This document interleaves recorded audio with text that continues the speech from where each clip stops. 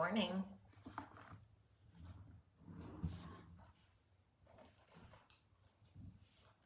Good morning.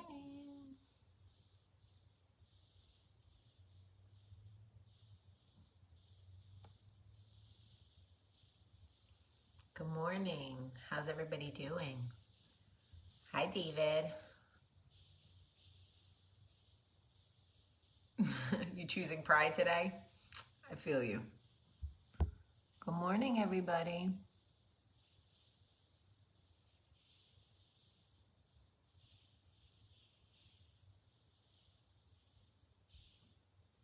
Good morning.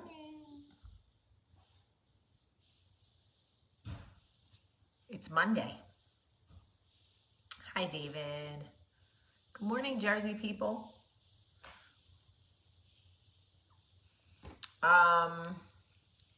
Good morning, everybody. It's so good to see you all. Even though some of y'all picked the worst ice cream off that list, some of y'all, ugh. Those of you that picked the toasted almond, what? Ugh. Lorianne! Oh my God! I love you. I miss you, boobies.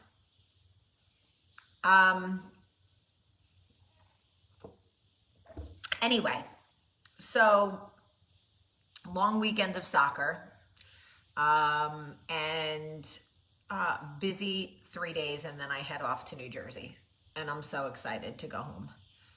Honestly, I can't wait. I can't get there fast enough, literally. And just getting ready for my day, and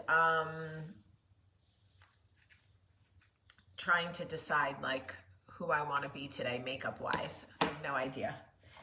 So I'm just gonna go with it and put stuff on my face, right? Okay, so anyway,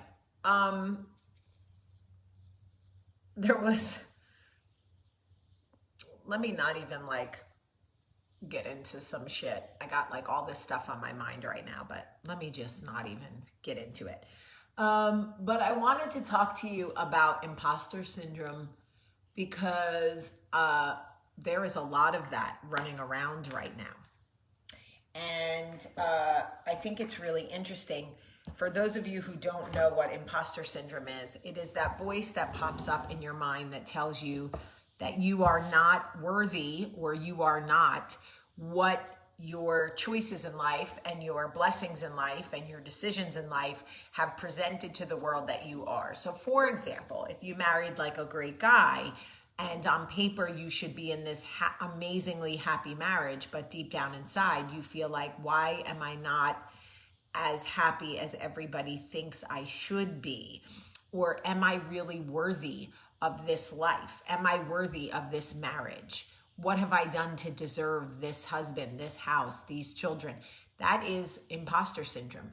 When you are a baseball player or a writer or a singer and you're looking at other people doing better than you, but you have achieved a certain level of success, you feel like, I am not good enough. I'm not as good as Derek Jeter. I'm not Stephen King. I'm not Betty Crocker, whatever. And you start having imposter syndrome. Am I really supposed to be doing this? Should I really be a writer? Am I cut out for this? Now, for those of you who are parents, you may remember that when your children were young, babies, they would do regressions. If you remember, you would teach your kids how to sleep. They would essentially learn how to self-soothe, and they would sleep for long stretches at a time. And then all of a sudden, just when you were getting used to sleeping again, they would start waking up every 2 hours crying. And you would be like, what the fuck? And everyone would be like, oh, it's just sleep regression. They're growing. It's a leap. And you'd be like, okay, but I need to sleep. I'm going to go postal, right? And then before you know it, it's over. Less than a week later, they're back to sleeping, and all of a sudden they're a little brighter eyed, and they can move their hands to their mouth, and they can reach for toys and all of these things. And you realize it really was a leap. It was growth, right? But at the time, it was excruciating because all you wanted to do was sleep. Imposter syndrome is kind of like that. Imposter syndrome is an adult leap. It's a growth. And it's typically right before you are being catapulted into the next space, the next opportunity, the next change, the next decision, the next pivot, whatever it is. But when you are in it, it is excruciating. You are like, what is this? I don't deserve any of this. I'm not good enough for this. Look what I've created for myself. It is very difficult to combat imposter syndrome because it feels so real and the voice in your mind sounds like it knows what it's talking about. So why wouldn't you believe it, right? The voice in your mind doesn't know what it's talking about. It's just a growth. It's just a leap. And just like babies who suddenly start waking up every 2 hours, they don't want to be up either. By the way, they don't want to be up either. They're thinking, wait, I was doing so good. I was getting so much sleep and now I'm awake every 2 hours. They don't want that. That's why they're crying. It's just a temporary period of uncomfortable growth. And that's exactly what imposter syndrome is. The problem is that imposter syndrome is so loud and I deal with it all the time. I go through these weird leaps in my career where I'm convinced that I'm not good enough. So how can you combat imposter syndrome when it rears its ugly head? Well, these are the things that I do to combat imposter syndrome. One, I recognize that the feeling that I'm feeling is temporary. I do. I have to say that out loud. I say to myself, literally, this is imposter syndrome. You know this voice is a lie. The second thing that I do to combat imposter syndrome is I keep a list of my accomplishments. The things in my life, not just professionally, but personally too, that I feel really good about, that I worked hard for, that I earned.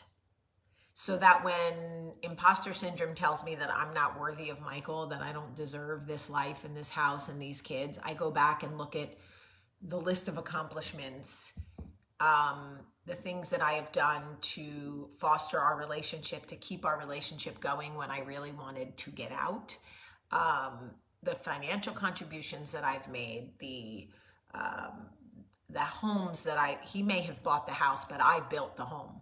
Don't ever forget that. He may have bought the house, but I built the home. And that is equally as significant, in my opinion. So when I look at what he's been able to do for us, and sometimes I feel like, damn, he's really out here killing it. I'm like, well, nobody kills it alone, right? So, I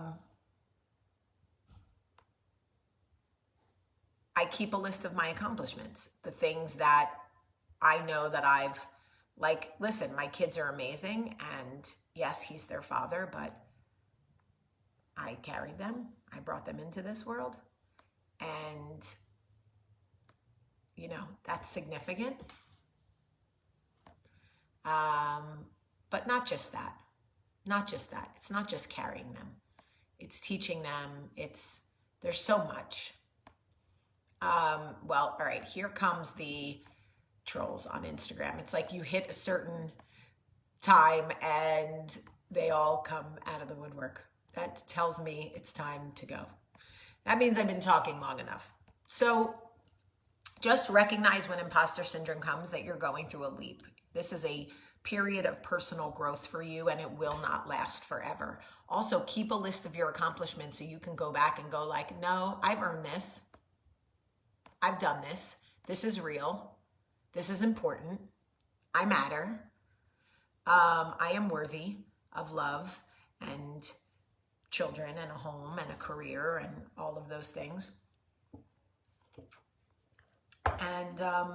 And just know that you're not the only one going through it. We all go through it. I do, like on a weekly basis. All right. I love you guys very much. Truly, I love you. And I hope that you have a great, great day.